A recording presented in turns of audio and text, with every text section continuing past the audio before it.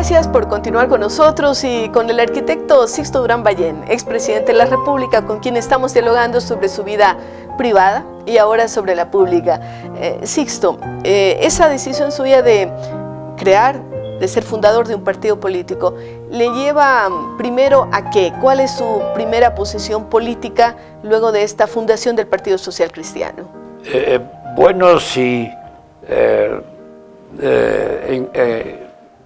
recordamos los años de Ambato a raíz del terremoto, es indudable que si bien la intención de Galo Plaza al buscar a los tres jóvenes, éramos jóvenes entonces, sí, era aprovechar de la experiencia nuestra, la parte técnica, y de la fundamentalmente, parte claro, técnica. No hay duda de que eso pues nos inicia en la política, el contacto con Galo Plaza, con miembros de su gobierno, y paralelamente con eso la curiosidad, la inquietud que me ha habido a mí personalmente, a mis otros dos compañeros no, a ninguno de los dos, pero que me vino a mí de que lo que estábamos haciendo se iba a transmitir en lindas láminas, en maquetas, en un modo gráfico de presentar nuestras ideas, pero que era necesario actuar en política. Y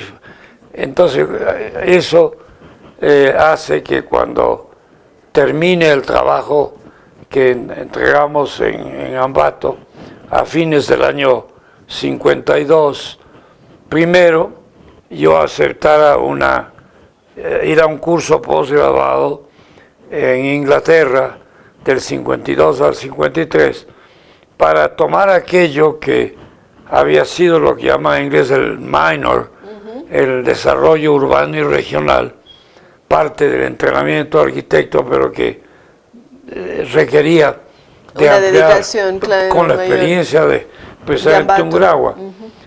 Al regresar el año 53, volví a estar involucrado en la política al aceptar ir de concejal de la ciudad de Quito. Fue mi primera cargo de elección popular. Exacto.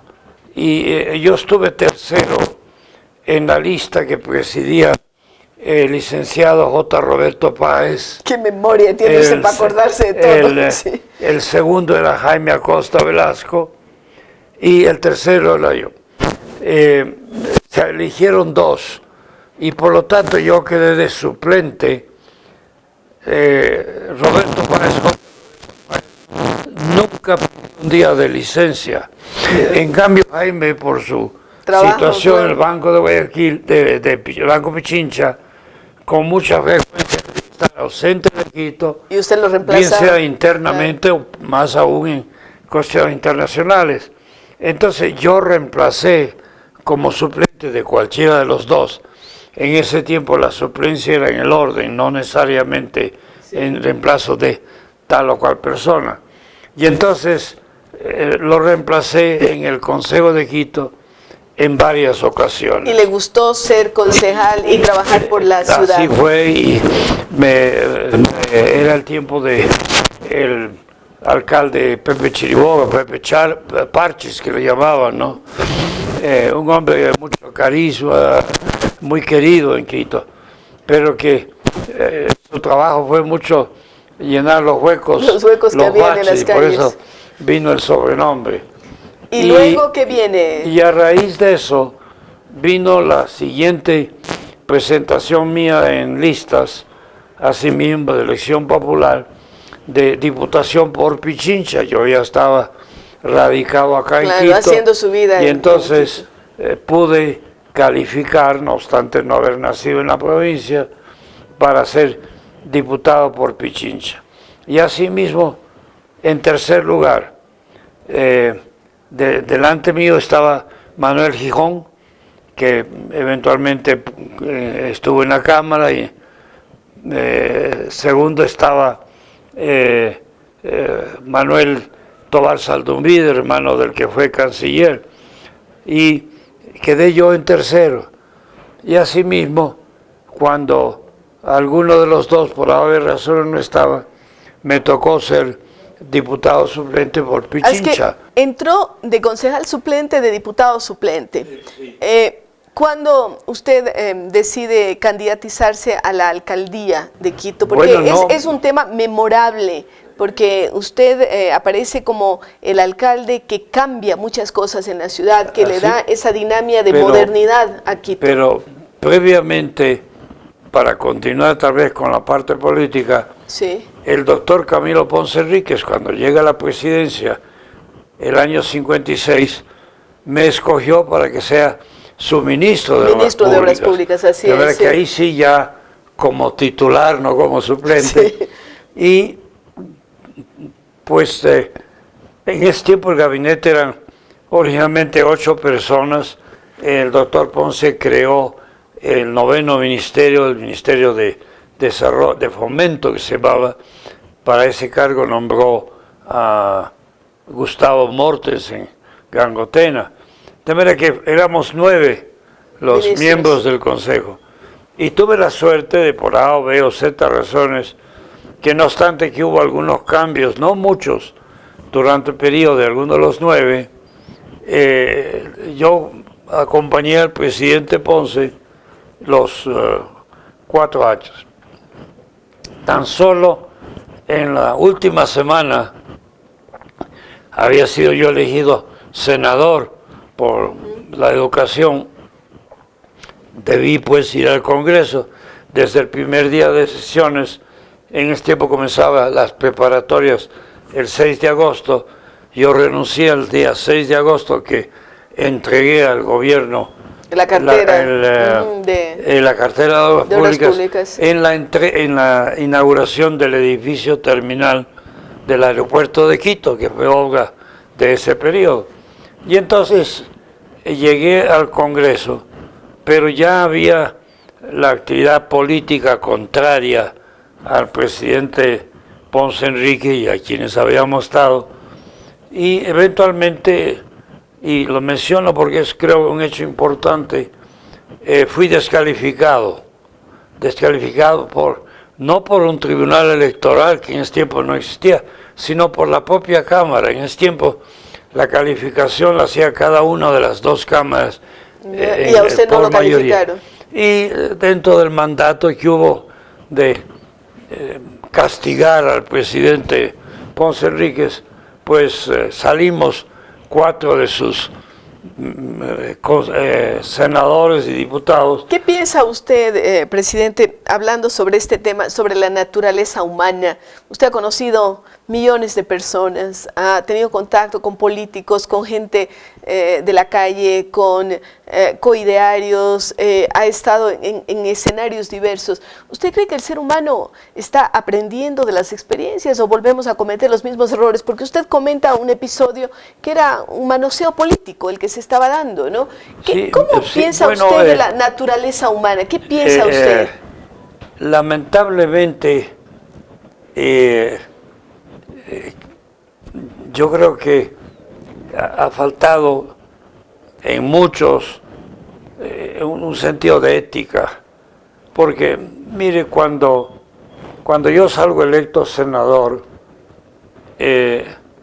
yo hice un contacto con todas las provincias. Del trabajo previo del Ministerio de Obras Públicas me había dado la suerte de realmente ir a todo el país, costa, sierra y oriente.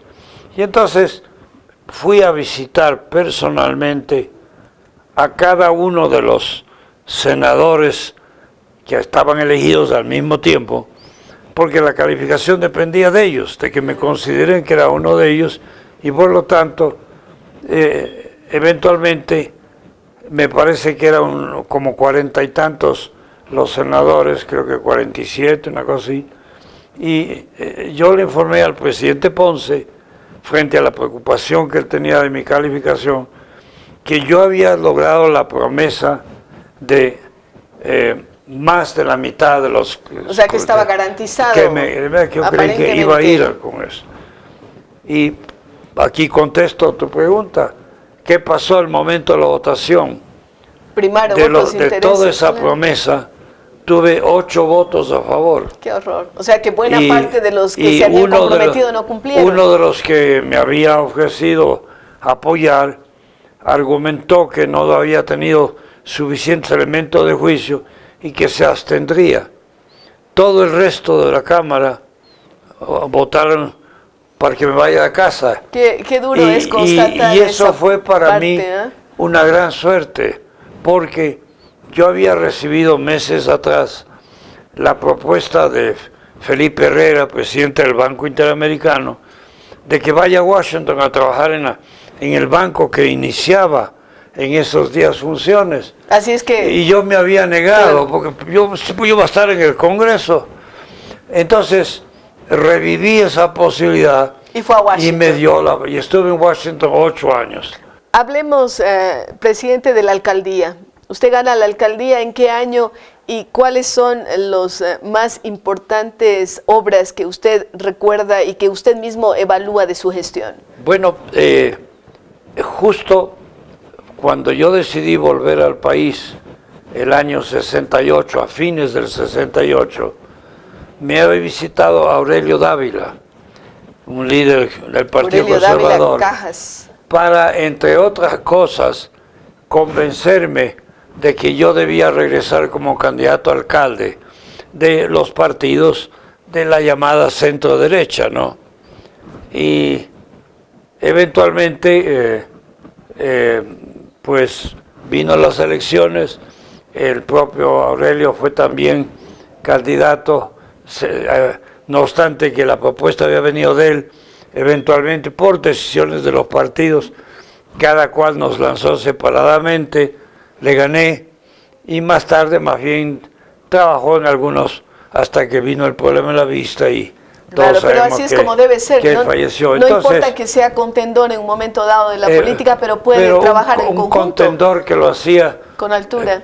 Con altura y sí, un poco por la obligación que le imponía a su partido, pero que lo hizo siempre con mucha cordialidad, con mucha ética en el caso de él, sí, al extremo de que luego la firma, la cual era parte, fue una de las contratadas para ser parte de los trabajos de la pavimentación en Quito. A usted se le recuerda mucho por los túneles aquí en la ciudad de Quito. Entonces, salgo electo alcalde el año 70 y mi primera preocupación era el haber, bueno, fue una preocupación la anterior, una preocupación que fui acompañado de algo que yo llamé los 31, porque eran 31 profesionales de diversas disciplinas que hicieron un estudio previo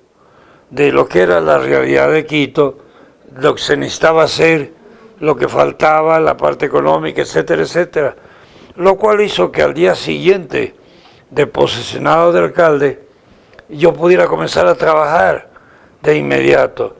Y no obstante que tuve en ese tiempo eran 11 los concejales y que tenía solo 3 a favor, el resto representaba a la oposición, les convencí en la sesión previa a tomar el cargo unos y otros que nos prometamos ellos y yo trabajar a base de que haya unanimidad de criterio y que cada vez que hubiera algún problema de diferencia de opinión, el alcalde suspendería la discusión hasta que nos pongamos de acuerdo en un sentido. Y así se trabajó. Y así fue. Entonces, hago esta aclaración porque esto me permitió, ojalá le permitiera al actual alcalde de Quito algo similar, me permitió trabajar como un equipo, haciendo abstracción de la política, dejando como yo dije muchas veces, la política en la puerta de la calle García Moreno.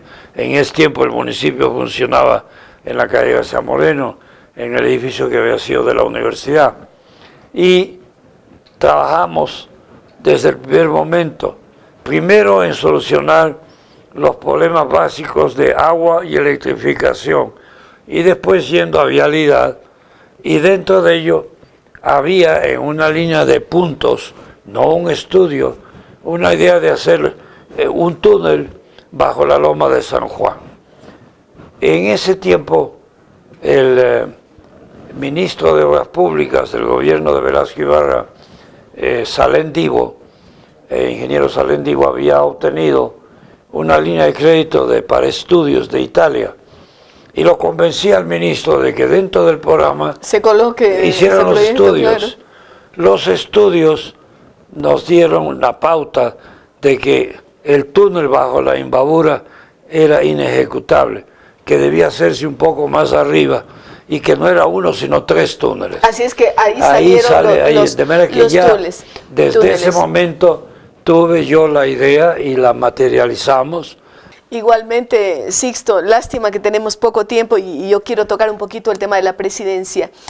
Igualmente que muchos ecuatorianos, prácticamente todos, nos preguntaríamos qué habría sido del Ecuador si es que no estuviera bajo el liderazgo de Sixto Durán Ballén cuando se dieron los acontecimientos terriblemente dramáticos del conflicto bélico con el Perú, en donde el liderazgo de un presidente hace que no se dé un paso atrás. Sí, y eso nació porque, y lo he dicho en estos días, como que la gente ha dado cuenta de que estoy vivo todavía, ¿no? Muy vivo, muy una anécdota, capaz, sí. Una anécdota aquí un día, mientras esperaba algún trámite en alguna oficina pública, me senté a esperar y la persona que estaba al lado dice: tan parecido al difunto presidente Durán Ballén, usted debe ser su hermano. Y le digo: no, mi hermano es el difunto, yo soy el expresidente Durán Ballén. Estoy vivo. Pero sí. En aquella ocasión, cuando, yo lo recordaba estos días tantas veces, cuando hubo la reunión de los 34 países del hemisferio, la cumbre de Miami en diciembre, yo tenía un mes de la segunda operación a la columna y vino el primer sorpresivo encuentro de una patrulla ecuatoriana. A las pocas horas, un par de días después, ya contestaron, ya no la patrulla, sino todo un pelotón abriendo fuego. Yo pensé: esto va en serio, esto no es un incidente casual. Y sin consultarlo, esto quiero hacer otra vez énfasis, lo he dicho, no consulté ni al canciller ni al ministro de Defensa, fue decisión mía. Tú que has estado en gobierno y en varios, tú sabes que cualquier cosa da discusión y tal vez llega a una solución. Es mejor tomar una decisión. Mejor tomar en un momento oportuno. Claro, era muy delicado. Entonces yo tomé la decisión, ese momento, de llamar a los garantes como tales, como garantes, no como amigos. Todos los gobiernos anteriores, lo que era un cambio radical en la política exterior, sí, como amigos. Y con la política de no reconocer el protocolo de Río, así es. Se creía que de ese modo se obviaba esto, sí. Yo nunca reconocí la validez, pero sí la vigencia. Una escritura, decía yo, que se firme entre dos partes, sigue vigente hasta que de algún modo alguien se la declare nula. Lo mismo, el malo bien hecho estaba vigente, y los gobiernos anteriores así habían acudido a esa vigencia en muchas múltiples. Pero acababan llamando a los amigos hacían que nos retirásemos, y después el Perú entraba al sitio que habíamos dejado. Entonces esta vez dije yo, cuando los garantes me trajeron la respuesta de que retrocedamos, les dije: no, esta vez no vamos a retroceder. Cuando yo salí a la Plaza Grande, al balcón, a informar de lo que estaba pasando, estaba el público reunido, enorme cantidad de gente, angustiada y preocupada por lo que pasaba en la frontera. Y entonces yo les conté, llamé a los garantes y me han dicho que retrocedamos, pero yo les he dicho: esta vez no vamos a retroceder. Y ahí aumenté la frase completa: esta vez no vamos a dar ni un solo paso atrás. Y así fue. Esa fue la frase completa. Y eso galvanizó y aglutinó, claro, a toda la población ecuatoriana. Sixto, hay tantas anécdotas, tantas historias que usted nos podría contar, pero yo quería presentar a este hombre de cuerpo entero, con sus dilemas, con sus preocupaciones, con su capacidad ética convocante, en este espacio maravilloso que ha brindado la UDLA, un museo presidente Sixto Durán Ballén. Después de agradecerle al presidente por haber estado con nosotros, vamos a hacer un pequeño recorrido también por aquí y a lo mejor que él nos indique algunas de esas fotografías o elementos de este museo que son icónicos y que demuestran parte de una vida entera, 94, casi 94 años dedicados al servicio del país. Muchas gracias, presidente. Muchas gracias, Rosalía, y felicitaciones por tus programas, siempre Gracias. los escucho. Muchas gracias.